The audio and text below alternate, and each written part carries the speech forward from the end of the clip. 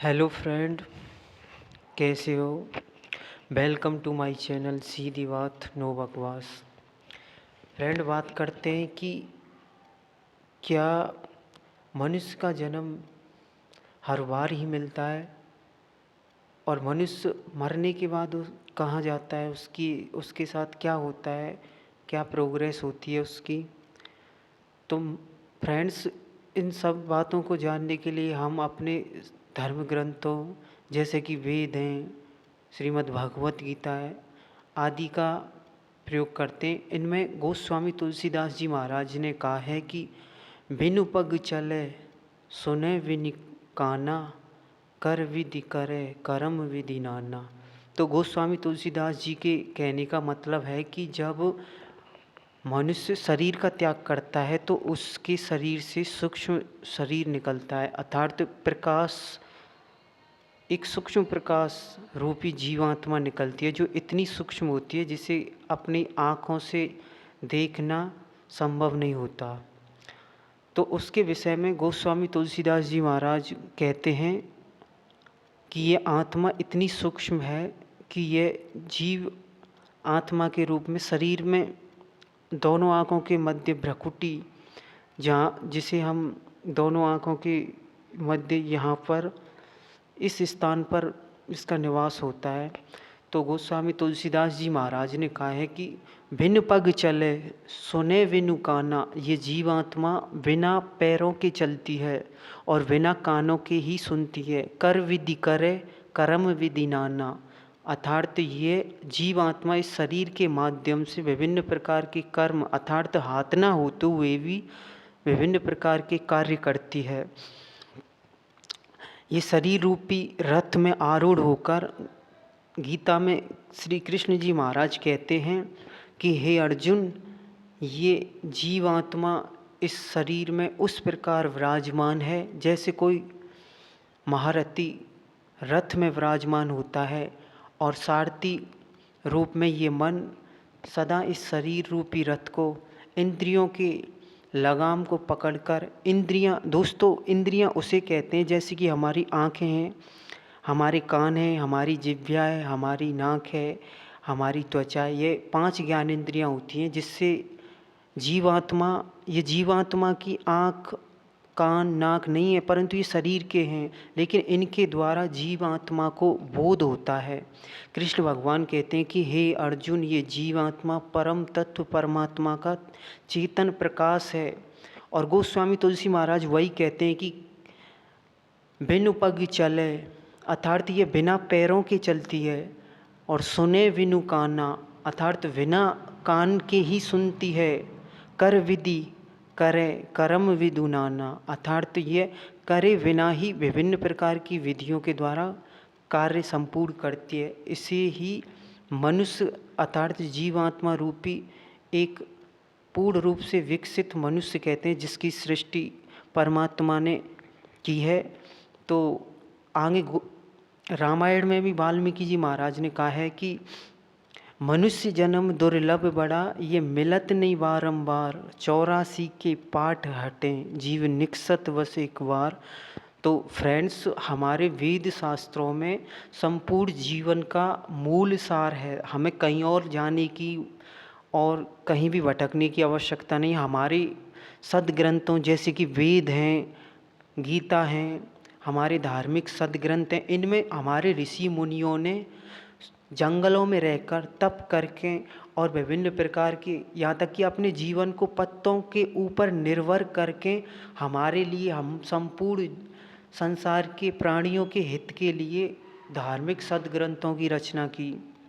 जैसे कि वेद व्यास ने गीता महाकाव्य, संसार में सबसे बड़ा महाकाव्य महाभारत, 18 पुराण, वेद इत्यादि, तो ये सब परमात्मा के प्रत्यक्ष मनुष्य को प्रदत्त किए हुए संविधान, अर्थात परमात्मा तत्व को प्राप्त करने का एक सबसे सुगम और सत्य मार्ग है। वेदों में जो मार्ग वर्णित है वास्तव में परमात्मा उसी रास्ते के, अर्थात उसी पथिक को प्राप्त होता है।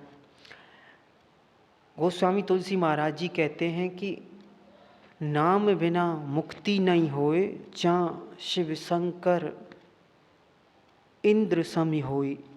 अर्थात इसका क्या अर्थ निकाला जाए, जो परम अक्षर ब्रह्म है, परमात्मा है, वो उस परमेश्वर को प्राप्त करने के लिए तो इस दुनिया में जो महापुरुष, जो संसार के जो आइडल हैं, जो इस संसार में जिन्हें पूजा जाता है, वो भी आते हैं, तो उन्हें भी गुरु धारण करना ही पड़ता है। तो फ्रेंड्स, हम सीधी बात करते हैं कि क्या जीवात्मा के जन्म होते हैं, और जन्म होते हैं तो क्या संसार में जो धारणा है कि आम जन कहते हैं कि जीव आत्मा के एक साथ साथ जन्म होते हैं, ये सब गलत है, क्योंकि वेदों और शास्त्रों में इसका कहीं भी कोई प्रमाण नहीं है।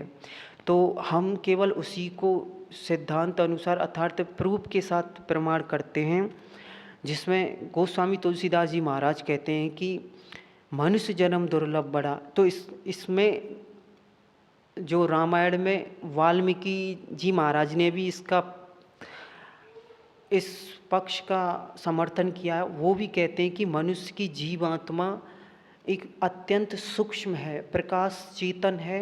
ये शरीर रूपी इस पंच तत्व के भौतिक शरीर में प्रविष्ट होकर भ्रकुटी के मध्य में स्थित रहती है, जहाँ पर आत्मा और मन दोनों की बैठक है। तो फ्रेंड्स, इसलिए ये सब इस दुनिया में झूठी बातें हैं कि मनुष्य के एक साथ 7 जन्म होते हैं, क्योंकि आगे का रास्ता कर्मों के हिसाब से जीवात्मा तय करती है। क्योंकि गोस्वामी तुलसीदास जी महाराज ने कहा है कि जीव आत्मा कर्म करत है, भोगत में परतंत्र।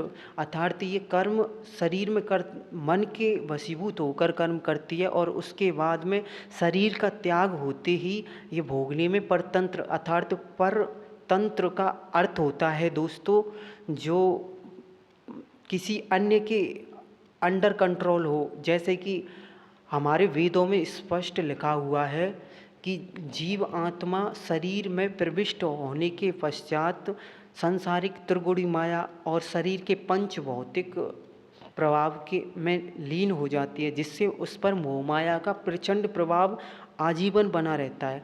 और जब शरीर का त्याग करती है तो उसके संपूर्ण कर्मों और कृत्यों का जो चित्त और गुप्त होते हैं, उनके द्वारा धर्मराय के दरबार में संविधान अर्थात उसके द्वारा जो कृत्य किए जाते हैं, उनका सारा डाटा मौजूद होता है।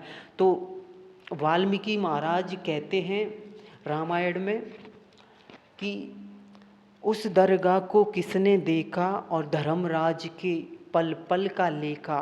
वाल्मीकि जी महाराज ने रामायण में यह भी कहा है कि बिनु पग चले सुने बिनु काना, और कर विधि करे कर्म विधि नाना।